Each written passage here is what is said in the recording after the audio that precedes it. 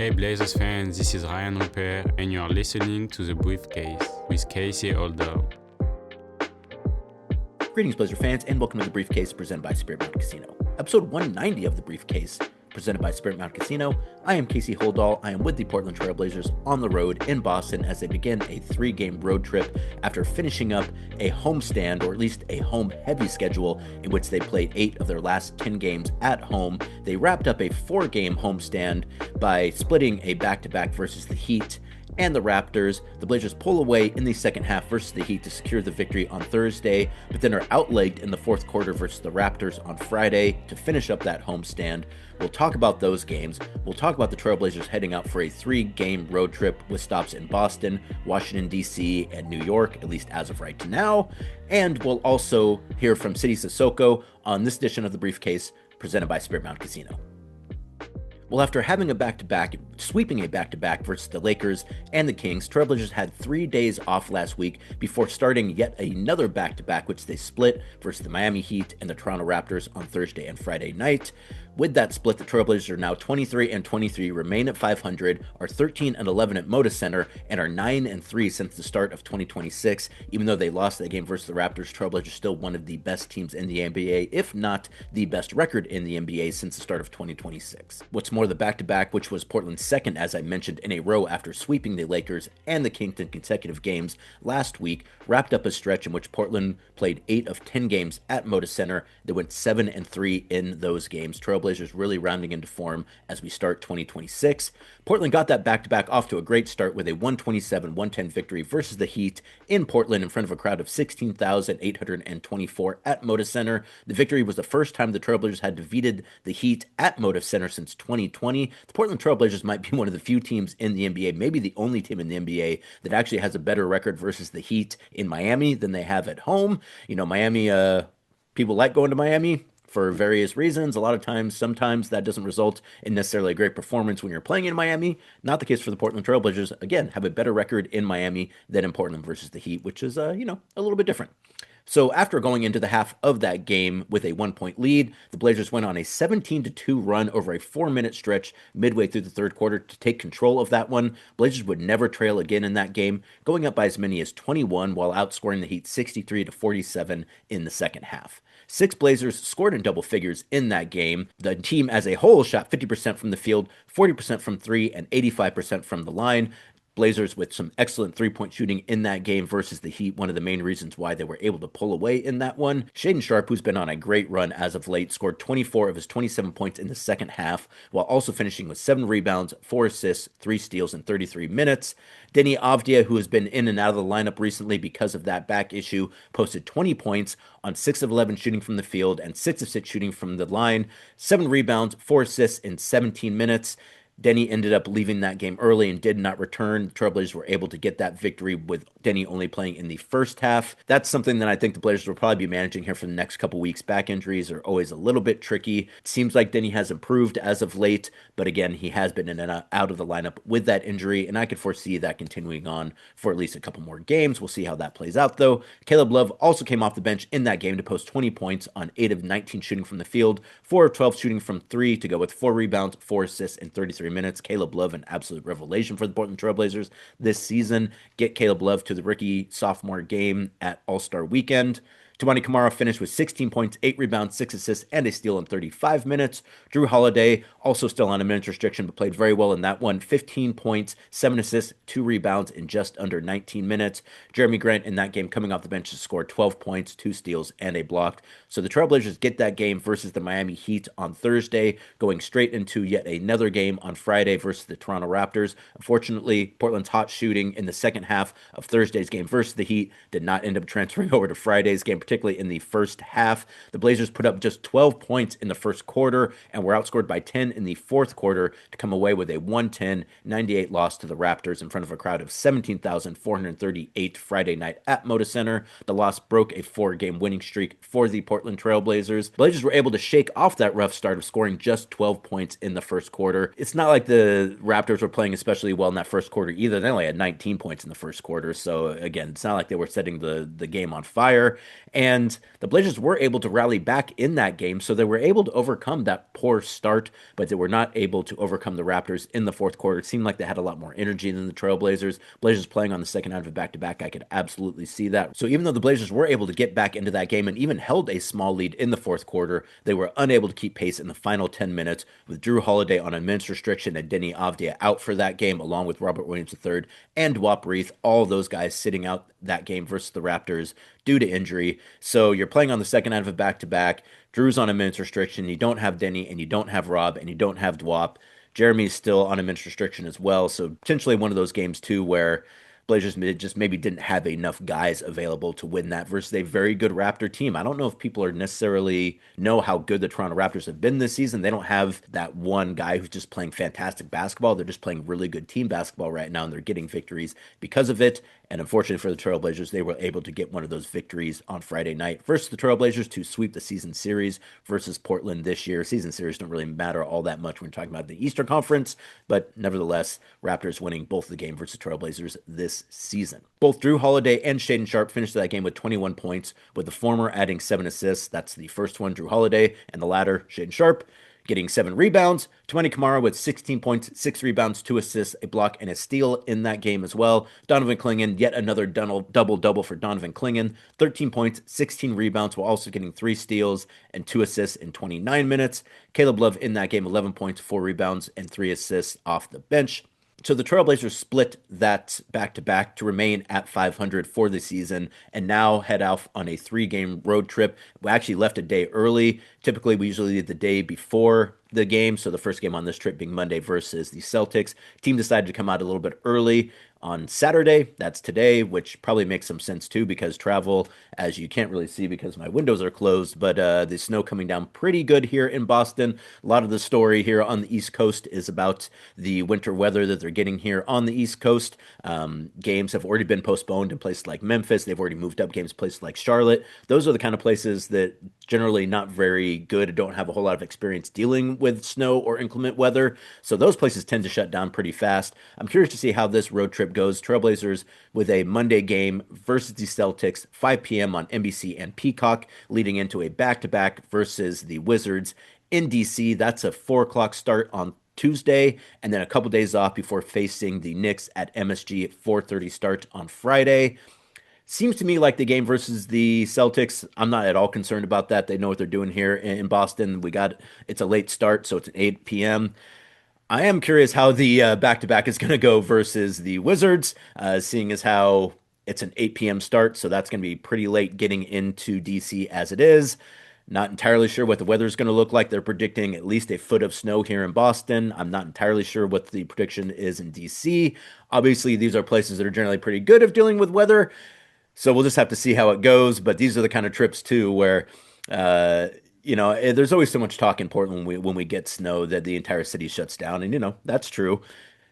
That happens on the East Coast too. They're just a little bit better of dealing with it. The Boston's going to shut down. There was a couple things I wanted to do today that I'm not going to be able to do because they've already shut down because of the weather before the weather even comes in. So don't let people gaslight you into thinking that, they know how to deal with it on the East Coast. They deal with it a little bit better, but a lot of times they're just more willing to shut things down. People in Portland, I think, sometimes assume like, well, the snow's gone, we should get back to work, which is true, but we get that ice too. And they also don't have hills like we have in Portland or in Oregon.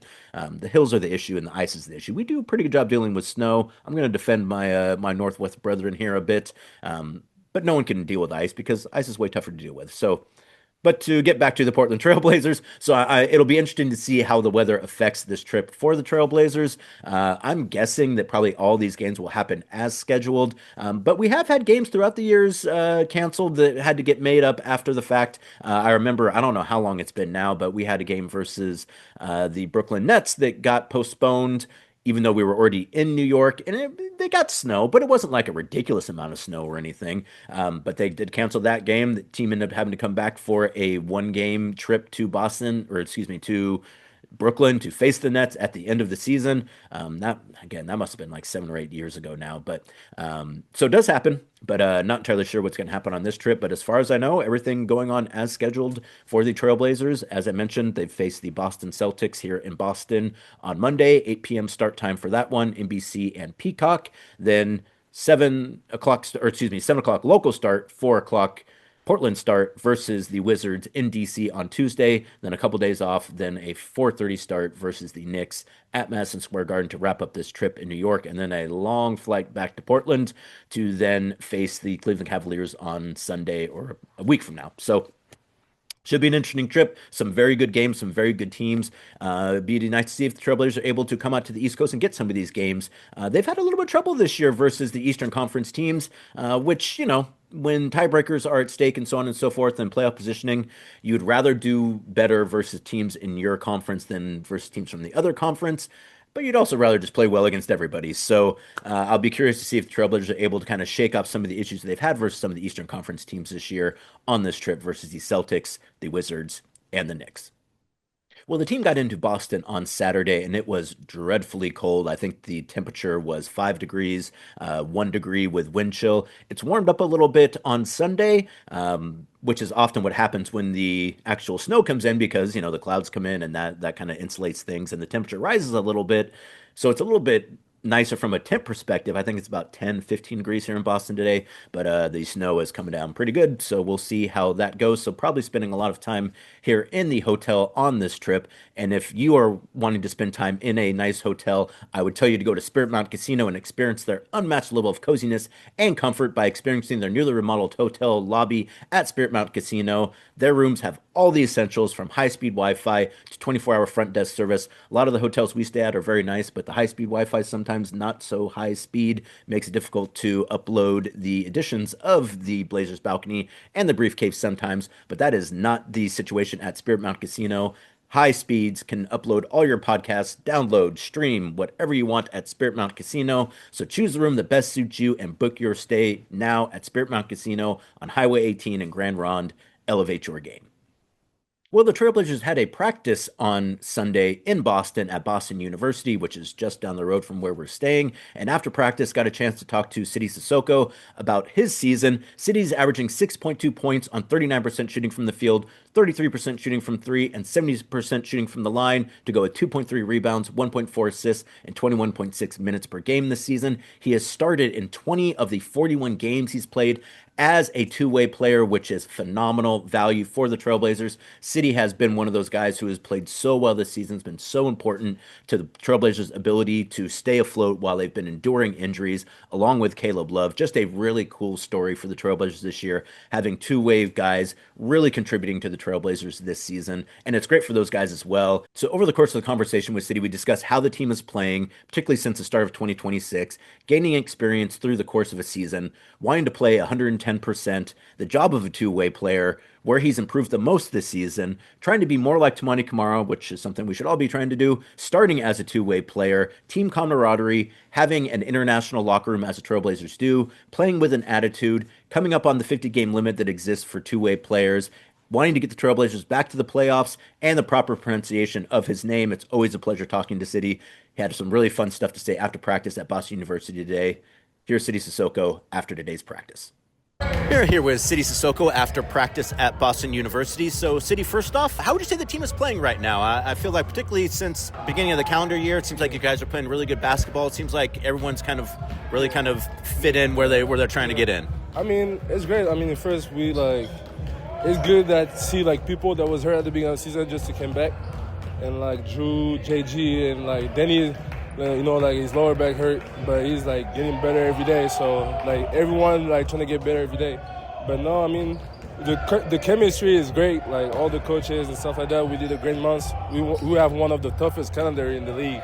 So, but we don't care about that. We just like to play basketball at the end. So we know every day is an opportunity to prove to somebody or prove themselves we belong here or we're a good team. And I remember what Denny said the first part of the season. He said we was kind of losing game just because we didn't have experience, and Denny said we got this. It's a long season, and we that's a good positivity every time even when we lose some games. That's the need we need to hear everyone. So it's good. Oh, that's awesome. Yeah. How would you feel you're playing so far this season? Yeah, I mean, I think I can do better. I don't want to play 100%. I want to play 110% every time. So I mean, I just enjoy playing basketball. So I mean, I think I'm doing great right now. I can do better.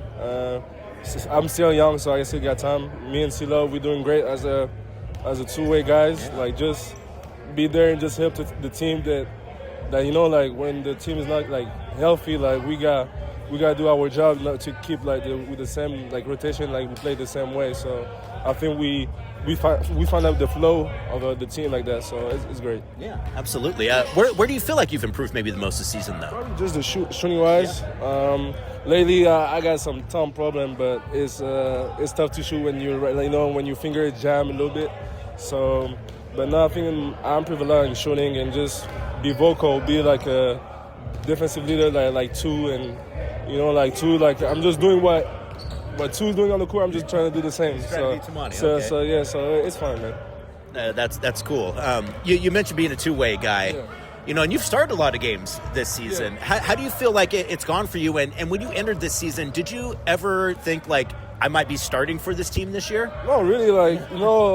I mean, me like I talked to the front office guy. Like is just you gotta be ready every time. Like, and that's the first thing I love about like the Spurs. Like told me just be ready. Like your time will come, and just like every player in the league, we get at least one opportunity. And I think I just took the chance, and I think I was waiting too long for like 2 years to play. I was like so exciting. So it's great to just to pass a teammate or just like dribble the ball in the NBA court is fantastic. So it's good. You talked about Denny too. Like, how would you say this team's camaraderie is? 'Cause it seems like you guys all really like each other, and it seems like you all really kind of celebrate each other's successes. Yeah, I mean, it's great. Denny's been a hell of a leader. Like the vets, like Drew, JG, like everyone, even Matisse. That he didn't play that much game, but he's like involved in everything. So I think even it's good because I think everybody can talk to everybody. That's the point. Even Hansen, if Hansen got something to say to somebody, he would say in English, but he would try to say in English. But even Chris is talking to us. So I think that we're here for each other. And I think everybody can see that even off the court and stuff like that. So it's funny. You mentioned Hansen, you mentioned Chris, Denny, you, Rian. So a lot of international guys on this team. In fact, I think maybe a majority of the guys on this team international. As an international yourself, kind of what are your thoughts on that? And it seems like it brings kind of a fun mentality to the team. Yeah, we know, it's funny because me and Roops, we know each other for a long time. So at first, it's great to be in the same team. And, I think... European guys, sometimes some people say European guys are rude and stuff like that, but we are not. We just probably more I would say we're more shy because American like to speak every time to meet somebody new, And in Europe we're not used to that, but I think that team is everybody talks to each other, and I never seen that before. So it's more you have it's like a NBA 2K. More you have chemistry, the more it's easy to play. But that's the sports. I think any team sport, you gotta have chemistry. You gotta go to dinner and stuff like that just to just make your teammate better. So it's good. Sidy, you don't strike me as a particularly shy person though. No, I'm not. Yeah, I'm at the beginning when I got here, last year, especially last year, I was kind of shy because I'm a two-way going back and forth, and that what helped me the most that I as Coop from the Ignite. Even I got Pooh Jeter. Gil was my coach for the pre-draft, and I know Mike Smith since I was probably 16. So I mean it's great. It's great to those guys helped me just to get better, just to not get shy anymore, just to you can talk to anybody about if you're feeling good or feeling bad, you can talk to anybody on the team. So it's great. Because another thing that I feel like you really bring to this team that's valuable is you play with an edge a little bit, and you kind of have a bit of an attitude out there when you're playing. And it seems like, this team is, I wouldn't say they're quiet guys, but kind of nice guys. But having someone that kind of mixes it up a little bit, I feel like that's a benefit for this team. Yeah, I mean, we all, I mean, I give credit to all the NBA players in the league. Everybody to get here work hard, But me, I'm not scared of anybody. Is it make it to the league, and I made it too. So for me, I belong here. I would say that, and I just and my dad told me when I was young, really young, he told me Like if you don't play more than 100%, like just don't play the sport. So it's since that, like just mark me here every time I play on the court, and I got go more than 100%. So it's good. So, but it's funny. Me and too, we got the same mentality. So it's like probably it's a Bucks thing. So, but it's good. It's good. You mentioned being obviously a two-way guy, and obviously I think you're coming up on your amount of games here soon. What are your hopes going forward in that perspective? Really, like it's funny because like really me like and C-Love, we're not like kind of worried about that because like the team's getting healthy, and we did our job, and I think like we gotta be here like game by game. Like I think it's too far out to just talk about like the 50 games I played or like C-Love 50 games, and we know like people are gonna ask questions, but we just worry about the next game. So I think that's why that keep it like us too like humble, like so we're not worried about contract. We just worry about the right time and be at the right time at the right moment. So it's good. And I think that helps. I think when you put that stuff to the side, it allows you to play better. Yeah, less stressful. Like of course the NBA is about like get opportunity and like get like provide for your family and stuff like that. But I feel like you gotta really think about kind of you and the team first, and after like I feel like everything will come like with that along. So it's great. So for yourself, for the rest of the season, kind of what are your hopes for both you individually and the team this season? I mean, just I want to stay important first. I want to stay important first, and just bring Rip City back to the playoff. So I think like it's a team that should be in the playoff conversation every year. And I know like since I was back home when watching them, I know like Rip City going crazy when the playoff comes. So I want to see that. So that's my only hope. So it's going to be great. We got a great team. So yeah. That's awesome. I did actually want to ask you one more thing though. So there was a controversy about how to pronounce your first name, and I think we were getting it wrong a lot. Why didn't you say something? Because I don't pay attention. I don't pay attention. It's funny because some people say CD or it's like CD or like, but you just call me Rich City or just anything. So I have a cool nickname, so I want to keep it.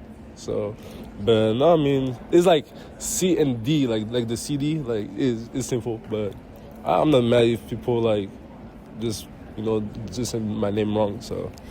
Everybody can do something wrong, So well, let's make sure we set the record straight. How is it pronounced? Sidy Cissoko. So yeah.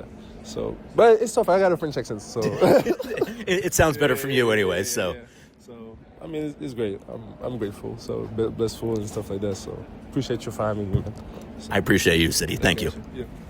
So there you go, some great stuff from Sidy Cissoko. Always so much fun to talk to Sidy, and it's just really gratifying when players who put in the work and grind and are humble and just keep at it, end up having success. And, a lot of times in the NBA, you don't get many opportunities. And if you're not ready to take advantage of those opportunities, you might not get another one. So Sidy, he gets drafted by the Spurs. It maybe doesn't go the way that he hopes, gets released, ends up in Portland, gets his opportunity and really has done something with it. It's just really gratifying to see any player who puts in that amount of work kind of get the opportunity to show what they can do. It's super gratifying when it's a guy like Sidy, who's such a nice guy and who really supports his teammates. And you can even hear it in that interview, like just really wanting to put the team first. And even as a guy who's, fighting for a contract and fighting for his place in the league, really wanting it to be more about the team and how the team is doing and less about the individual accolades and what that's going to mean for him and getting a contract and so on and so forth. So,